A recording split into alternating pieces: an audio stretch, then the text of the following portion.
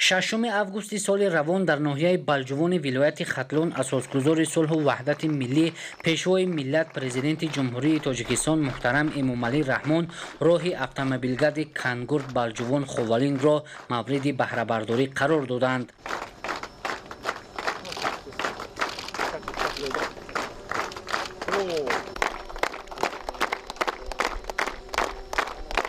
бояд таъкид намуд ки роҳи автомобилгарди Кангурт Балҷувон Ховалинг валангор шуда буд ва ронандагону мусофирон ҳангоми рафту омад ба мушкилӣ рӯбарӯ мешуданд.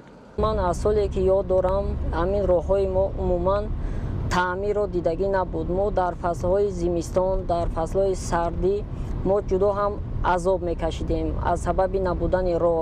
кӯпруке ки дар ноҳияи Балҷувон буд, кӯпруки оҳанин умуман таъмир надошт, яктарафа роҳ буд. мо соатҳо интизор мешудем. мо имрӯз шукрона аз истиқлолият, аз пешвои миллат муҳтарам Эмомалӣ Раҳмон мекунем ки чунин як роҳи зеборо барои мо сохта ба истифода дод. Инам 2 кӯпруки нав аз нав барқарор карда шуд. 4 кӯпруки дигара таъмир карда доданд барои мо. сифати роҳ имрӯз ба талаботи ҷаҳонӣ ҷавобгӯ буда мо имрӯз метавонем озодона сафар ба шаҳри Кӯлоб, ба ноҳияи Данғара, ба шаҳри Душанбе озодона сафар кунем. солҳои пеш мо аз сабаби набудани роҳ дар 3 моҳ 2 моҳ як бор таъмири нақлиёт мекардем. мо танқисӣ мекашидем аз ин чизҳо. роҳи мазкур бо дастгирии ҳукумати ҷумҳурии Тоҷикистон навсозӣ гардида имрӯз бо сифати баланд ва ба стандартҳои байналмилалӣ ҷавобгӯ сохта ба истифода дода шуд. тибқи иттилоъ роҳи автомобилгарди Кангурт Балҷувон Ховалинг қариб 43 километрро ташкил дода паҳноии он 7 метр мебошад. роҳи автомобилгард имрӯз пурра асфалтпӯш карда шуда бо саҳми ҳукумати ҷумҳурии Тоҷикистон аз ҳисоби маблағҳои гранти Бонки Осиёии рушд сохта шудааст. мувофиқи шартнома мо бояд ки дар муҳлати 18 моҳ корро тамом кардан лозим буд. мо аз нақша пешакӣ дар 12 моҳ корро тамом кардем. категорияи роҳи моҳо 4 буда, бистари васеъгии бистари роҳ 10 метр мебошад. қисми асфалтпӯшаш 7 метр ва обочинаҳош 1 метр мебошад. дар ҳамин роҳ 6 адад кӯпрукро таъмир ва сохтан даркор буд. мо ҳамин 4 адад кӯпрукро аз таъмир бароварда 2 адад кӯпруки калонтаринро сохта ва истифода додем. ба ғайр аз ин корҳо боз ҷойборҳои оҳани бетони канори роҳ 25 км сохта тамом кардем. ронандагон таъкид медоранд ки аз сабаби валангор ва таъмирталаб шудани роҳ рафту омади нақлиёт дар фасли зимистон дар бисёр маврид қатъ мегардид. имрӯз хушнудем аз ин шоҳроҳе ки дар худи ноҳияи Балҷувон ба истифода дода шуд. ман аз тарафи Ховалинг омада истодам. пештар дар ин роҳ бисёр мушкилиҳои тӯлонӣ мо аз сар бурдем ки қадар роҳи зебо шудааст. мо ҳозир аллакай аз ноҳияи Ховалинг ба ноҳияи Балҷувон дар хеле муддати кӯтоҳ ба ин роҳ омада мерасӣ. масалан тарафи Данғара ё Кангур рафтанам хеле роҳ дар зимистон дар ҳолати бад буд. мо аллакай баъди аз нав сохтани роҳ дар фасли зимистонам метавонем дар фурсати муносиб ба маркази ноҳияи Данғара ё ба маркази ҷумҳурӣ аз ин роҳи босифат истифода бурда тавонем. пудратчии роҳи автомобилгарди Кангурт Балҷувон Ховалин ширкати Чайна Роуди ҷумҳурии мардумии Чин мебошад.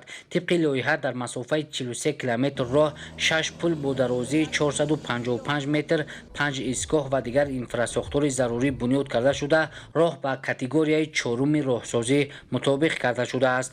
2 кӯпрук бо дарозии 339 метр аз нав сохта шуда 4 тои дигар бо дарозии 114 метр таъмир карда шудаанд. роҳи автомобилгарди Кангурт Балҷувон Ховалин ин ниҳоят ба тараққиёти минтақаи Кӯлоб аҳамияти калон дорад, чунки солҳои 2016 ҳолати роҳ ниҳоят бад буд. рафту омади халқ мушкилоти бисёр мекард. мошинаҳо вайрон мешуданд. қисмҳои эҳтиёти қимат дори ҳаракати мошинаҳо дар ин роҳ ниҳоят кам буд.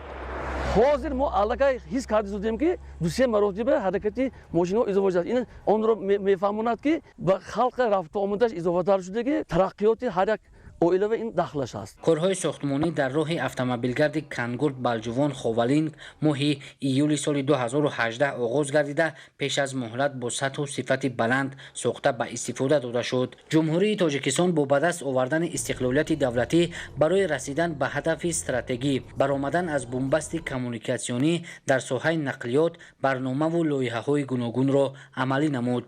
дар чунин роҳи ҳамвору замонавӣ ҳаракат кардан, рафтуомад кардан ин орзуи дилинаи мардуми ноҳияҳои Данғара, Темурмалик, Балҷувон, Ховалинг буд, ки солҳои тӯлонӣ дар ин роҳ ҳаракат мекарданд. дар вазъияти ногувор дар роҳ мошинҳо мемонд. дар зимистон ҳаракат кардан қариб ки ноқулай буд, мумкин набуд. баъзе ҳолатҳо чӣ қадар садамаҳо рӯй медод. имрӯз ки чӣ хел мебинем ба ташаббуси ҷаноби олӣ сарвари давлатамон пешвои миллат муҳтарам Эмомалӣ Раҳмон чунин як роҳи ҳамвори замонавӣ ҳатто гуфтан метавонем ки дар сатҳи байналмилалӣ сохта ба истифодаи мардум додаанд. албатта ин нишона аз истиқлолияти давлат, нишона аз озодиву ободии давлати мо аст ки рӯз ба рӯз роҳҳо ҳамворанд, биноҳоу иншоотҳои зебо дар ноҳияи Балҷувон сохта ба истифода дода шуда истодаанд. дар чунин роҳ рафтуомад кардан, дар чунин биноҳо, дар чунин шароит зиндагӣ кардан барои мардуми Балҷувон афсона буд. ҳозир ки чӣ хеле ки мебинем ин афсона амалӣ шудааст. Балҷувон як симои зебо гирифта. ҳолатҳое мешуд ки мошинҳо аз раҳ баромада дар чуқуриҳои бари роҳ меафтиданд. дар ин роҳ ягон мушкилӣ дида намешавад.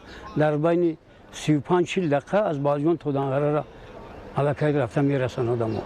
дар байни 1.5 соат душанбе ки аз саҳар то ба Балҷувон омадан 4-5 соат роҳ тай мекардан одамо. хулос ки барои ронандаҳо, барои мардуми Балҷувон ин бисёр тӯҳфаи хуб шудааст. ба пешвои миллат муҳтарам Эмомалӣ Раҳмон иттилоъ доданд ки дар давраи татбиқи лоиҳа зиёда аз 100 адад техникаи роҳсозӣ ба кор ҷалб гардида 365 нафар ба кор таъмин карда шудаанд.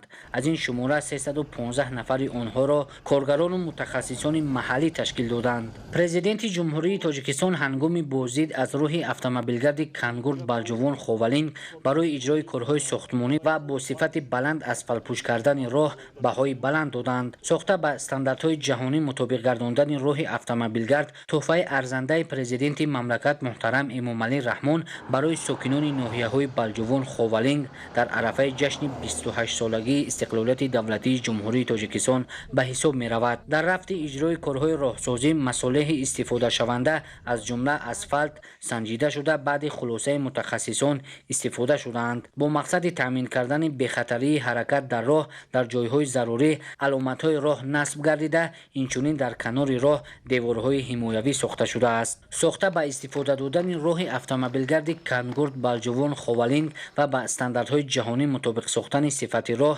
имконият фароҳам меорад ки нақлиёти боркаш ва мусофирбар дар тамоми фасл бе мушкилӣ рафту омад намоянд. сокинон таъкид медоранд ки аз нав сохтани роҳи автомобилгард масофаи роҳро кӯтоҳ ва харҷи сӯзишвориро ҳам кам намуд. имрӯз шукрона истиқлолият мекунем, шукрона ҷаноби олӣ мекунем ки ин қадар моро раҳоро соз кааст. пештар тамоман гузашта намешид ба ин раҳо. чуқури бисёр дошт, ростига барф мезад, яж меомад, тамоман безе буда. сифатш баланда ина дар гардишҳо аломатҳои роҳ заагияй, деворҳои муҳофизатӣ заагияй. акнун тавассути роҳи автомобилгарди Кангурт Балҷувон Ховалинг ҳаҷми боркашонӣ афзоиш ёфта, он барои беҳтар шудани сатҳи зиндагии аҳолӣ замина мегузорад.